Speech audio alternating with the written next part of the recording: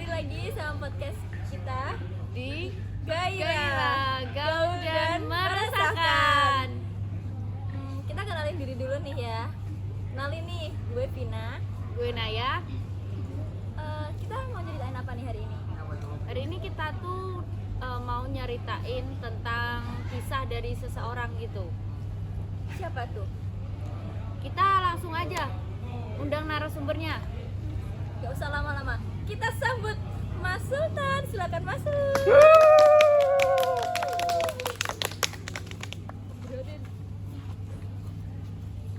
Gue dengar-dengar lu ada cerita nih sama teman lu. Oh iya.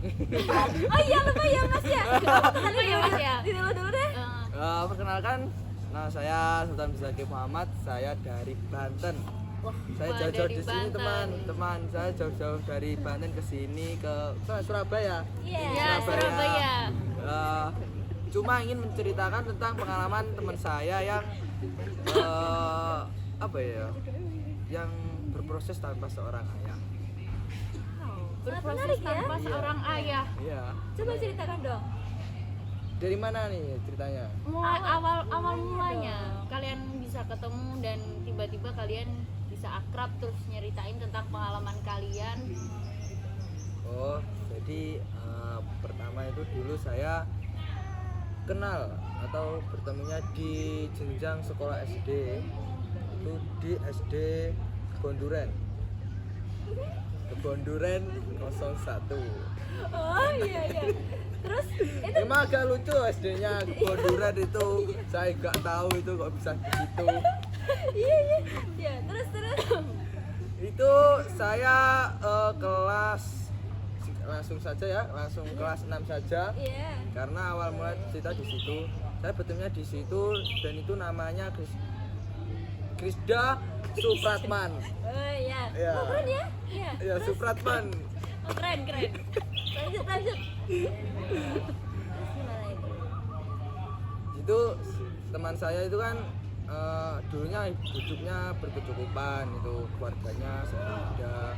Pekerjaan ayahnya itu dulu adalah seorang pencari pasir di kali Berantas. Dengar kali Berantas. Pernah. Nah, itu ada yang bertempat di Blitar. Jadi saya tuh dulu rumahnya bukan di Banten. Saya itu dulunya rumah di Blitar. Karena ayah saya bekerja di situ, saya diserahkan di situ. Terus saya pindah lagi ke Surabaya. Itu cerita dimulai di Blitar. Itu teman saya awal mula ceritanya kok bisa menjadi berproses tanpa seorang itu. Krisda Supratman itu sekolahnya saat SMP itu di SMP 1 Ponggok. Itu dia kelas 3 SMP masa itu. Terus karena tiba-tiba ayahnya meninggal dan terus ekonomi menurun drastis, dia itu ingin keluar dari sekolahnya untuk mencari pekerjaan yang akan membantu ekonomi.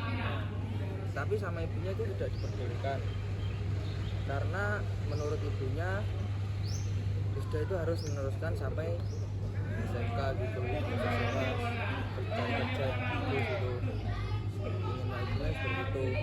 Tetapi Krisda tidak ingin lama-lama merepotkan ibunya. Terus akhirnya Krisda itu membuat onar atau kerusuhan di sekolahnya. Dia itu membuat kerusuhan minum Apa tuh? minuman keras, amer itu, arak. Itu dia sengaja membuat onar itu di belakang sekolah dan itu teman-temannya di briefing untuk menggerebeknya sama guru agar dia dikeluarkan sekolahnya.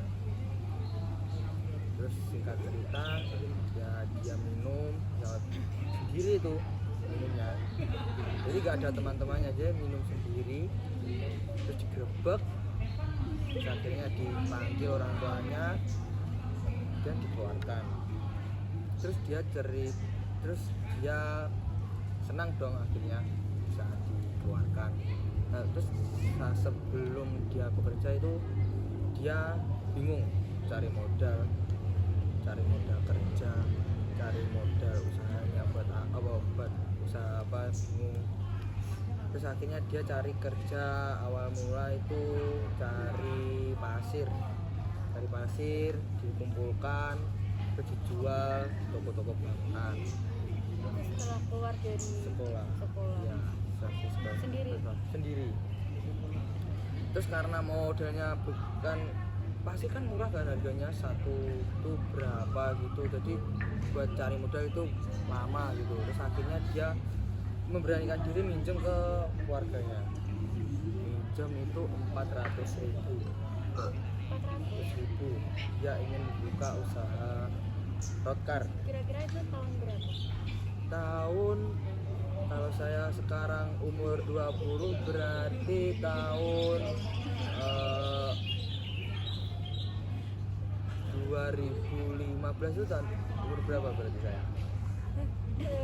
Kamu tanya ke saya tanya siapa? Itu Iya pokoknya segitu aja. kayaknya umur SMP itu berapa? 16, 15. Di waktu itu dia kelas berapa? Kelas 3 SMP. Berarti dia umurnya 13 gak sih? 13? 13 baru lulus SD mas. Oh, berarti 15. 16 itu. Oh, 16. 16. Betul, 16 ya. Ya itu dia memberanikan diri minjam ke pamannya senilai 400.000 membuat usaha roadcar. Itu apa? Roti bakar. Ya, roti bakar. Terus 400.000 itu dibuatkan buat gerobak, buat beli bahan makanan, beli bahan bakunya itu, beli bahan makanannya, selai dan semacamnya itu. Tapi ternyata kurang. Akhirnya dia meminjam lagi kepada temennya itu 200.000. Terus dia itu kan awalnya masih anak sekolah kan, jadi belum punya basic apa-apa, belum pengetahuan yang belum luas, relasi yang belum luas, jadinya dia cuma modal nekat. Akhirnya dia ya awal-awal ya itu rotinya sepi karena belum bisa membuat roti yang enak. Terus dia mencari cara membuat resep itu di YouTube, cari resep membuat roti yang enak itu di YouTube. Terus akhirnya dia menjalani bisnis itu sambil belajar di YouTube. Awal-awal juga sepi, terus lama-lama kelamaan ya alhamdulillah bisa mencukupi keluarganya. Tapi itu tidak lama bekerja menjadi usaha roti itu. Kenapa? Penurunan omset. Awalnya kan di itu jualan di Stadion Senat, dekatnya Stadion Senat. Itu di sini banyak banget customernya itu. Terus dalam jangka 6 bulan itu omsetnya menurun, mulai sepi. Terus akhirnya pindah di dekat rumahnya itu di desa Kebonduren juga, di dekat toko Majaula, toko bangunan. Nah, itu di situ sekitar 2 bulan saja bertahan di situ. Tolong kru dikontrol. Lanjut mas. Jadi di situ tidak bertahan 2 bulan. Akhirnya dia bingung mau kerja usaha apa lagi. Terus karena usahanya begitu lama, jadi kan pastinya relasi, pengalaman sudah tercukupi ya. Dan dia kan pergaulannya cukup luas juga, jadi minuman, orkes itu, hardcorean juga pernah mengalami dia. Terus dia kepikiran untuk berjualan minuman keras. Waduh. Itu kan sangat beresiko sekali kan. Iya benar. Untuk anak seumur 16 kan resiko banget itu. Itu dia memberanikan diri juga, nekat juga berjualan minuman keras tersebut di rumahnya. Hah? Di rumahnya, iya. Jadi ibunya itu tidak tahu. Ibunya. Dagang gelap gitu maksudnya. Iya, berdagang gelap. Dan itu minumannya aneh-aneh. kan biasanya kalau minuman di bar itu kan Amer, Donki, whisky gitu kan. Itu minumannya oplosan. Saya pernah beli di situ itu ada minuman namanya satu cap tikus. Iya, namanya arak cap tikus. Itu saya tanya itu bahan-bahannya dari apa, dia nggak tahu. Bisa lagi bikinnya gimana itu? Itu bikinnya dioplos aja gitu teman saya itu. Jadi semua minuman dibuka, dioplos satu-satu dan diberi nama-nama satu-satu. Terus campur-campur. Campur semua. Itu rasanya semua berarti kan campur-campur. Iya, campur-campur. Berarti rasanya Ada cap sama? tikus, ada cap kaki tiga, cap gajah. Berarti sama semua merek itu tadi rasanya sama. Ya selalu beda dong, kan contoh Kadarnya juga beda-beda. beda-beda. Takarannya beda-beda. Itu dijual harga 30-an, 35. Pastikan es juga ada. Kayak es cekek gitu maksudnya. Es cekek, pop es ya, pop Oh, iya, es ya. Pop es. Iya. OS. Nah, itu berlangsung selama 2 bulan. Terus itu kok bisa usahanya hancur, itu digerebek Kerupuk sama ibunya sendiri. Ibunya sendiri. Gimana reaksi ibunya itu? Sedih. Sedih dong. Wah, sedih. Iya, Sedih banget. Sedih banget. Terus Ya. gimana itu? Terus anaknya gimana? Itu awalnya dipecut, mau ingin dipenjarakan juga, padahal anaknya sendiri. Tapi ibunya kasihan karena satu-satunya anak yang bisa menolong ekonominya kan. Terus akhirnya dimaafin begitu saja sama ibunya. Terus dikasih tahu kalau usaha itu yang benar, jangan yang begituan. Ya walaupun hasilnya itu banyak, tapi jangan seperti itu karena itu dosa katanya. Terus ya bingung mau usaha apa lagi kan. Terus ada temennya itu yang punya usaha thrifting baju second gitu. Itu namanya skandal second wear. Iya. Skandal second wear. Itu terus akhirnya teman saya tuh yang namanya Rizda Supratman itu diajak bekerja di situ. Kita break dulu ya teman-teman, karena di sini hujan. Kita pindah ke tempat lain. To next video, Allah. Ada tempat karena tempat yang tadi tuh hujan. Oke, kita lanjut Mas. Sultan. Jadi dari mana tadi? Tadi dari trip. Thrift, oh iya. Jadi teman saya itu diajak temennya ke usaha thrift kan. Usaha thrift namanya Skandal Second Wear. Itu bertempat di Serengat, masuk ke barat itu di sana ya, saya lupa. Masuk ke barat itu. Tobokan, ya benar itu Tobokan itu. Oh, iya. Tobokan. Yang Tempatnya dekatnya gimana Mas? itu dekat masjid itu loh, masjid Pancasila, apa itu ya? Mana Ya. ya? Mana? Itu ke arah ke utara, ke utara. Berarti barat, iya barat. Sama Pom. Sama pom itu kirinya. Oh, kirinya. Iya, masuk ke dalam. Ada jalan sempit itu masuk ke dalam. Kamu dulu asalnya juga sana ya? Enggak. Kok tahu ya itu ya? Wah, Ya, hebat. kan cuma serengatan tahu. Tahu ya. Itu usaha thrifting second seperti kayak brand-brand luar lah, seperti apa ya, Arteri, DNF, terus brand-brand lokal, brand-brand luar lah seperti itu. Nah itu bisa bertahan 6 bulan dan itu banyak sekali kejanggalan-kejanggalan di usaha itu. Karena kejanggalannya itu sama temannya sendiri, cekcok itu, akhirnya teman saya tuh nggak kuat, nggak betah di situ, akhirnya keluar lagi cari usaha lain. Terus ya itu akhirnya buat usaha yang terakhir ini dia belajar ngukur, belajar barbershop. Iya, barbershop. Jadi habis dia keluar itu dapat teman lagi yang namanya Bagus Gimbal, itu pandai nyukur. Akhirnya dia berguru di situ ada 6 bulan. Iya, belajar di situ. Belajar dulu 6 bulan, terus akhirnya buka toko sendiri sampai sekarang. Bukan tokonya di mana? Buka tokonya di tempat di daerah Sengat juga, itu di dekat SMA 1 Negeri 1 Sengat. SMA Negeri 1 Sengat. Mana? Itu sebelahnya parkiran itu ya? Yang ini awal SMA Negeri 1 Sengat itu ke barat. Oh, ke barat. Terus pokoknya itu kiri jalan di arah SMA Negeri 1 ke barat, kiri jalannya. Nah, sampai sekarang dia bekerja itu. Kira-kira itu omsetnya berapa?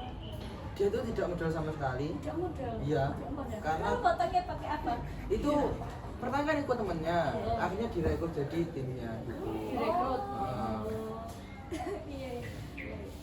Jadi nol modal ya? nol modal, rupiah. Nah, alatnya itu dari mana? Ayah kan punya temannya tadi itu, yang punya Bagus Pinjam Gimbal ya itu. berarti? Dia kan Bagus Gimbal udah punya toko gitu, yang punya jasa itu, dan dia itu direkrut gitu. Sampai sekarang dia bekerja di departemennya itu.